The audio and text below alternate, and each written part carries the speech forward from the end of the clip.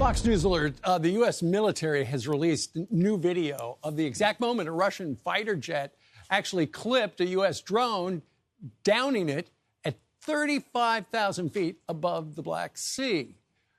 GOP Congressman Nick LaLota sits on the House Armed Services Committee, and he joins us right now. Congressman, good morning to you. Good morning. Happy to be on. We knew that the Russians had been harassing that drone, and now we can see what happened with our own two eyes. What do you make of it? Yeah, you know what? Our nation's adversaries are testing us every day. We saw Americans with our own eyes, the Chinese spy balloon flying over our territorial waters and our territorial land. We know that on the southern border, the Mexican drug cartels are sending people and drugs over every day. Cyber hackers from overseas are testing us every day. And now the Russians in the Black Sea are testing us as well. The commander-in-chief is failing these tests miserably. He needs to be stronger. He needs to be more decisive to ensure that he doesn't invite more of these attacks. Well, what do you want him to do about this? It looks like it was an accident. Yeah, I'm not so sure there's an accident. I don't really believe in coincidences on things like this. You know, my understanding is those Russian jets were harassing our drone that was operating lawfully in international waters, as it has done before, as it should do. Again, the president should first get an apology from the Russians. Second, he should get our $32 million back. And third, he should reestablish that flight route immediately to show a clear signal to the Russians that we won't back down. We're not looking for conflict. We'd rather have deterrence. We'd rather have de-escalation. And to do that, we need to be strong right now. Well, you know, I think the Department of Defense put out this video as quickly as they could, just because yesterday the Russians had said that we're the ones who downed it.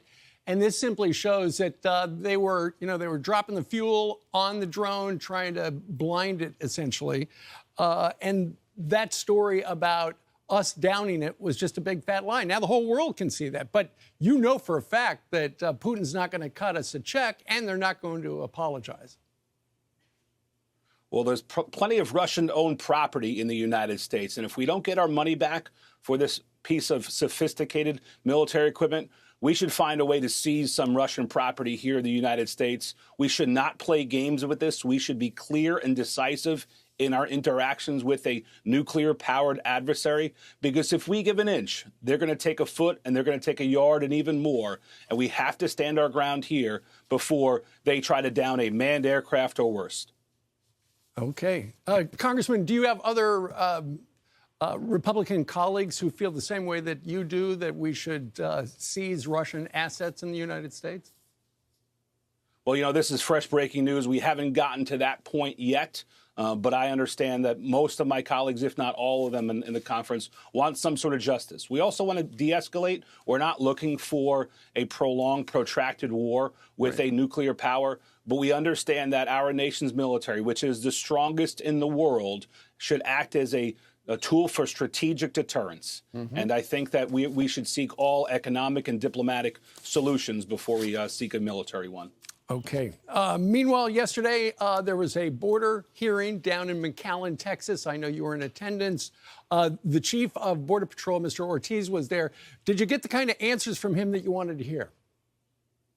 You know, what a courageous individual Chief Ortiz is. He's a Biden appointee. He's the chief of the Border Patrol for our great country. He has the very difficult task of securing the southern border, despite not having support from Secretary Mayorkas and President Biden. But I'll give him credit, the chief. He acted courageously. He answered our questions honestly. He conceded the fact that we do not have operational control of our southern border.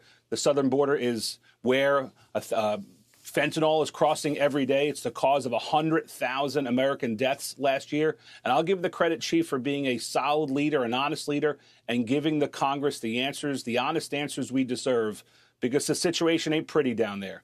We need to secure the border. We need more infrastructure. We need more personnel. We need more technology. But most of all, we need leadership from the administration. We got it at the chief level. Now we need it from Secretary Mayorkas and the president, who are failing to lead on these issues. Well, I know you've been really busy. We thank you very much for getting up early and starting your day with us. Thank you, Congressman. Thanks so much. You bet.